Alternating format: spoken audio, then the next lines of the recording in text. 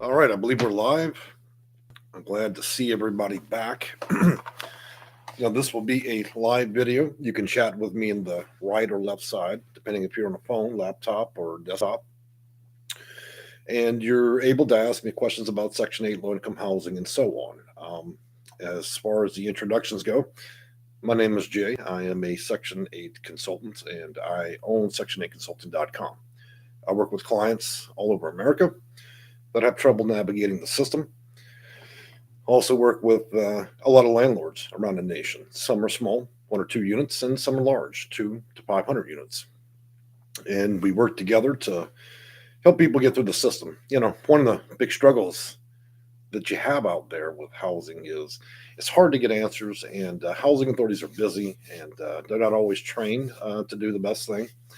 So sometimes you guys are out searching the internet, maybe searching YouTube for the right type of answer. So now I put some links in the live chat. You can also find them in the description of the video. That's a website and so on. So if you want to check out what I do, you can do so. Now, as far as the news is concerned, I want to talk to you all today a little bit about, we've got this virus, and obviously I'm going to talk about it briefly, but we're not going to get too serious about it. There's a lot of people that are infected. Clearly we're almost at 3 million cases a day, and that was expected. I think we talked about a little bit in the last video.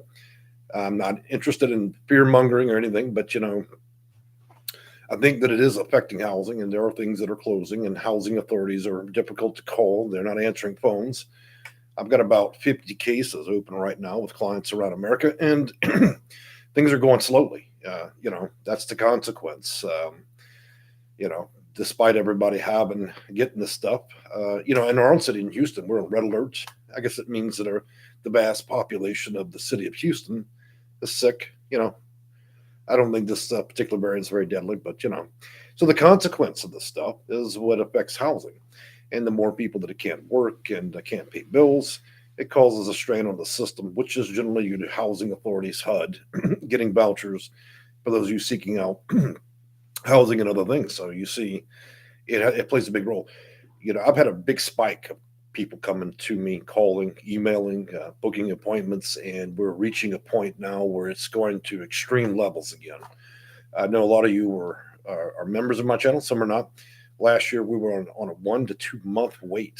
It became so extreme between January and March that I was working 18-hour days, working on people's cases at 4 o'clock in the morning. And I think we're arriving there again. Right now, we're moving into about 2 weeks. And at the current pace, I think in another 2 weeks, it'll be about a month before I could actually, if somebody booked a consult, I'd even be able to speak to them. But we'll see how it plays out. I think that possibly this virus will calm down after a bit, and it'll take its course. Now, one thing interesting I want to bring up today is I actually spoke with a gentleman. He used to be the former director of New York's housing authority. Okay, he was a director in one or more capacities there. I'm not going to discuss specifically who he is at this point. He probably, he was a director at a different phase and time and age of that housing authority. And as you know, housing authorities of that size have a lot of people that are directors. So I'm going to be working with him a little bit to kind of work on different cases and kind of collude and talk about different things, and maybe even do an interview here on the YouTube if he agrees. So I thought that was an interesting tidbit. A lot of you guys don't think that I talk with housing authorities. I'm not friends with them. That's untrue. I probably have close to 80 housing authority employees from different housing authorities around America. And a lot of them I do talk to by phone and email. They contact me or I contact them. And one way or another, a relationship develops. And they're an excellent resource. And they give you information and you give them information, and, they want to help. And of course, I have some housing authority employees that troll me because I've been pretty hard on housing authorities in America because we've seen so many disastrous things play out. From discrimination, bad behavior, employees utilizing vouchers when they were not supposed to be using them, and then they lease an apartment, and then they go out and do something illegal and they get arrested. Housing authorities getting sued, employees that are condescending, rude, unhelpful, and other things. Typical city government stuff. And as you know, housing authorities are often employed by county employees. Not always, but most of the time. So I'm going to say a few hellos here to those of you that have joined me today, and see if there's any questions here I can answer. So we got Go To. Hey, welcome back. And Dark Sib says, "Hey there, handsome. Happy New Year." Well, Happy New Year to you. I'm so glad you came back and decided to show up on our video. I know you guys get these notifications of these videos at the last minute. Mr. Good afternoon, and how are you doing today? I'm glad to have you back in the channel. Carissa Adams, Jay and Kitty Cats. So, I always appreciate you guys when you talk about my cats. It's become a familiar topic in this channel. I don't just rescue people, from homeless shelters, under bridges, and things like that. A big part of the character of this channel are all the cats that I own, and they're like popcorn. They show up in my videos. Sometimes I do a little bragging on them, but that's that's what gives the channel's character. So if you hang around long enough or watch enough videos, you'll see a multitude of cats visiting us. I call them my Hollywood stars. People love them. Moving on to Monette Jenkins. Hello, how are you? And Monette says, "Hey Jay, I wasn't able to move after hearing my father's death at Christmas. Hopefully, I can move next year sometime. Thank you for what you do." Sure, no problems, Miss Jenkins. I'm sorry to hear your father passed on Christmas. That's always a difficult situation. It's something that's very personal, and I know it's hard in this situation when you lose somebody. And she goes on to say that I still have my voucher. Fortunately, I was going to port to Houston, but things came up during your passing, so I understand totally. Houston, a lot of you guys don't realize this. The state of Texas and a lot of major cities, Dallas, Fort Worth, San Antonio, and so on. We have a lot of major cities, and Texas has not been a state that's been severely affected like other states, like the upper East Coast and West Coast, or even Florida. So the housing authorities out here around our major cities, they're doing a pretty good job, So I do compliment them there. I'm not saying everybody that works at these housing authorities in our state are good people, but I think we've kept things somewhat under control. We do have a very large homeless population in all of our major cities, of course. So moving on down to Go To says that, "Hey, Jay, did you hear about the numerous fires happening in New York? I heard that a door malfunctioned and 19 people lost their life to inhalation of fumes. It's a terrible way to die, I would imagine. And I got to tell you, man, that's probably one of the worst things I've heard recently, that those people went out. And I believe that was a subsidized property, by the way. That landlord might end up being held accountable for not doing proper maintenance. We'll see how that works out. So yeah, my heart goes out to those families, and then all those children that became injured and were in the hospitals. If we don't have enough to go through as it is now. So as I was mentioning about the virus, it's coming. I think we're going to peak it out pretty soon. And I think that the phone lines and housing authorities and other programs are going to start to open up again. There's obvious reasons why they're closing, but I think there's going to be an effect of this stuff right now, And so beyond that, we're going to talk a little bit about a few types of vouchers today that some of you may not be familiar with. Most of you think of a voucher as a voucher. And we often talk about Section 811, Section 202, Section 504, but some of the other ones. Let's talk about some of the other ones that are more curious. If you're a person that's been through domestic violence, they have VAWA as a program. If you're a veteran, they have HUD-VASH, VASH, which is a good program. If you're homeless, imminently homeless, or you're living kind of on the fringes and never quite getting through things and you're just about to lose your housing, they have what they call CES, Coordinated Entry, Housing First. So that goes by many different names, clearly. But they offer two solutions. One is RRH, Rapid Rehousing, and it's very rapid. They give you an assessment. If you answer those questions correctly, then they issue a voucher, which you can use to live wherever you want. And it's so rapid that most people get it within 30 days. I think the exception to the rule is probably Florida. Florida is a little bit more exaggerated in its timing, around 60 days or more. And then also that inside of that program of CES or Coordinated Entry, housing first. You have PSH, which is permanent supportive housing. And permanent supportive housing are for those of you that suffer from difficulties from past drug use, alcohol use, mental illness, or severe disabilities, whether it's developmental or so on. And what that permanent supportive housing does is allows you an opportunity to move in a property at virtually no cost. It covers a great deal of the rent, and you're able to carry on normally with life. And it's a lifelong program. You don't get put out of it unless you abandon the unit, you violate the lease, you violate the law, or you do something that would terminate you from that program. So it's an ideal program that I often recommend to many of my clients, because a lot of people that weren't on the fringes have become on the fringes because of the pandemic and the fact that it doesn't seem to want to stop. We're through the fourth big hump of this virus, and so it's a tough situation. And I'm working with a lot of clients to connect them with that, and we've been trying to avoid some of the pitfalls of dealing with 211. For those of you who don't know what that is, information line where they have housing counselors. That's what they're supposed to do. They're not very good sometimes. If you're up on the East Coast or West Coast, they may call it, rather than being 211, it's 311. And so I try to navigate clients past that drama directly to the coordinated entry centers. That way you're able to get an assessment and an answer that day. Now, one other unique thing about CES, coordinated system, and some states they will call it BOSS, boss. One of the curious things is they mandated from the government that all emergency housing vouchers only be issued through coordinated entry. So rather than the housing authority being the person in charge of that, it's actually coordinated entry. So a lot of you guys go out there and get assessed. And what the result of that sometimes leads to the mythical, what I call the mythical unicorn. You all of a sudden just getting an emergency housing voucher, which is the same as you skipping the 15-year line at the housing authority. That's a beautiful deal, Another thing I'm going to mention, and I'm going to go lightly into this, is I was talking with a client, and I have talked about this before. There are, with emergency housing vouchers, you have a better opportunity if you receive physical health or mental health through the county. So every city that we live in, you have normal standard hospitals that are privately owned, correct?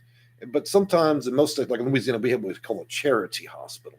And in Houston, we have a place called Ben Taub. Every city's got that, where it's sponsored by the county or state, and state or county run. It's kind of the discount hospital. We all know what that is. A recommendation from the mental department, and I call it the mental department. It's not mental department. I guess the mental health department there at the hospital, or from doctors there. That referral is a county to county referral. So if they refer you because of your mental health and struggles or your physical health struggles through the people that are there, then that recommendation from that county hospital is going to coordinated entry, which are more county employees. So it's a very powerful resource. Another opportunity to kind of skip around the line would be if you've suffered through domestic violence and you're working with the district attorney for charging the person for whatever crime they committed against you. Now, a lot of district attorneys don't realize this, but they do have the power to refer you. They can give you a referral letter, and that does a lot. What is the district attorney? They're a county employee. It is a county recommendation to the housing authority, and that letter is powerful enough to sometimes issue vouchers to you. Okay, so you should investigate that if you're going through that. For those of you that sometimes have to, get yourself straightened out and you end up being inpatient with a mental health facility. Sometimes life is too much and you have to spend a couple of days or maybe a week there to straighten out. In that situation, those counselors, if you go to a county hospital, not a normal one, but a county-owned one, then the housing counselors there, before they release you out the door, will ask you, and they have the option to recommend and connect you directly with housing choice, vouchers or CES, coordinated entry. And so I would strongly encourage you, if you've got them between your crosshairs, you're in the system, they're fixing to release you, but they have to ensure your housing, you should be utilizing that. Look, it's that's like a back door. You couldn't get any better. You have a captive audience at that mental health facility as they're releasing you, and they're asking you, "Hey, do we need to solve housing?" They give you that referral. It skips you ahead the line when you get referrals from the hospital for all kinds of things, as long as they're county and state or state owned. So you see, there's all kinds of windows with this. You guys that are suffering through a blizzard, the Red Cross can make referrals. FEMA can make referrals. There's so many different ways to approach this. Yeah, I've seen it play out many different ways. And so, yeah, I think you should utilize that. I know a lot of people feel a little bit of shameful because they worked all their life, but look, sometimes life doesn't always go as well as you'd like, and you end up with a smaller reserve of money to retire on. So maybe a housing choice voucher might be a better option for you, to help subsidize it. That way, you have some money left over. So, we will accept our Social Security check without any mental play at all. We don't feel guilty about that, but you won't accept a housing choice voucher on the same premise that your taxes pay for that too. You guys are thinking about these things the wrong way, and especially in perilous times like right now with the virus, people are sick. The world's changing in a different way now. People just act differently. The society is moving differently. We're all making these adjustments, and so I tell you that had any of y'all approached me prior pandemic, we would have gone through a normal course of things. Now it's different. Things take longer. It's more strenuous. We evicted millions of people, and all of these people now are flowing into the system, and they want these vouchers as much as you guys, or subsidy housing, senior housing, disabled housing, Section 811, and so on. These people were not present before the pandemic. So we created, what we've done is we've increased the volume of people needing it exponentially. And I remember, I don't know if y'all were around back, let's see, that was November, December 2021, a couple of months back. I warned y'all we had just got through the big wave from COVID-19, the original version, and you see the damage it did.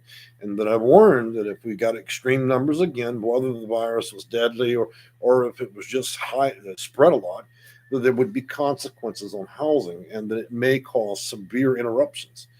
And here we are approaching the 3 million mark per day.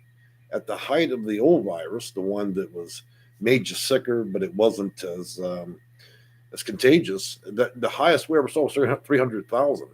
We're kicking up a 2 million additional in 7 days flat. So while this stuff isn't very deadly, like a cold, at least I think it is. I'm not a doctor, so don't take that for advice. It's spreading like wildfire, okay? And especially for those that don't have vaccinations or don't want to do it. I mean, we all make our own adult decisions as far as we want to do with our body. But I'm just, just letting you know the consequences is not so much the virus, but the impact it has on the economy, people's ability to keep jobs, and thus the number of people needing this housing. And at the rapid numbers that I'm seeing, people contacting me, and I'm just one American doing consulting work, and the numbers are very extreme. And I anticipated this was going to happen because now in the past week, there's so many emails. Look, guys. 8 to 10,000. Okay, that's extreme. All right. So let's take a look at some of these questions down here if anybody has any since I'm here. And again, if you're struggling with answers, you can't get a clear idea of what you're wanting to do. This live chat does allow you to type on your keyboard or your phone and ask questions if you wish to do so. So it looks like Jackie M. Hey, Jackie, how are you? And actually, Jackie has a friend that I'm doing work for her, helping her through a system of things. And hi, Laura, how are you? And Sonya's been around a minute. Good lady. Jill Bowman's been around. So there's a lot of regulars here today. That's my Cheers crowd. Like if you ever watched the old Cheers on TV, the TV series, everybody's got their own bar stool here. A lot of you guys show up a lot. I don't know if I'm just more entertaining or if I'm useful at this point, but a lot of you do come to hear me talk about different things. So let's talk about some interesting things because nobody appears to have that many Section 8 questions, and most people really don't want to talk about viruses. One, I'm getting ready for the trip for Arkansas, and I think what it is, what's tying me down is I've not got the new plates to the truck. Okay, and so I've been waiting in the mail to get those. It's been 60 days. That's a long time. They've almost expired. Texas is having a hard time processing license plates. So I've got all the tools and everything ready. So I'm going to go out there and knock off the dead bolts and doorknobs and replace them and do any necessary repairs, see about electric, gas, water, and all that. And y'all going to get to see the home out there on that piece of land. And then I'm going to drive up to the Ozarks where I bought another piece of land where I'm going to build another house, my house. Small one, okay? I'm not out there building a mansion, so don't worry. And I'm also looking into claims. Now, most of you knew about I own the Houston Rock Shop. All right. And so, for those of you that enjoy gold and jewelry and gems and geodes and gemology and all of that, I'm going to do my adult dream, I guess, would be that owning a claim. And you know what just occurred to me? Arkansas is a fantastic place to get a mining claim where you can find quartz crystal. And you have the Arkansas Diamond State Park. So I'm looking into claims out there, and we'll probably buy one. And I know that's not that fascinating for most of you, unless you're really into that. But yeah, we'll have some fun, and I'll show you some results of that. And another thing I'm gonna be doing is I'm gonna be putting some cat doors on the new house. Get it ready for the kitty cats, and we have some concerns again about wolves, bears, black bears out there. It's out there, so I don't want my cats being lunch meat for the local wildlife. So we're gonna be building a fence as well. And so one of the interesting things you guys are going to get to see is me build. Now, it'll be slow and tough, and I've got a lot of learning to do. And sometimes I'll have to hire contractors when it's required, like with air conditioning. I'm not going to try to learn that, and it would be illegal for me to play with certain chemicals it requires. So certain aspects I'll have to pull in the professionals. But we're going to build a house, and we're going to do it in an enjoying way. I'm going to just do it a couple of hours each day, every other day, and not turn it into a long, strenuous project where I'm swinging a hammer 12 hours a day. Just build at my pleasure until I get it done. And if it takes 3 years, it takes 3 years. So, so y'all will be able to see some of that stuff. And then, you know, what's helpful sometimes to see that done in a state like Arkansas where property is cheap, how homes are cheap. It'll help you for those of you that ever consider building your own home, or maybe you're looking for a solution for housing without spending $1 million. And so you get to see somebody like me. You know, I'm not a thin guy, so watching me get out there and do it should be enough stimulation for a lot of you.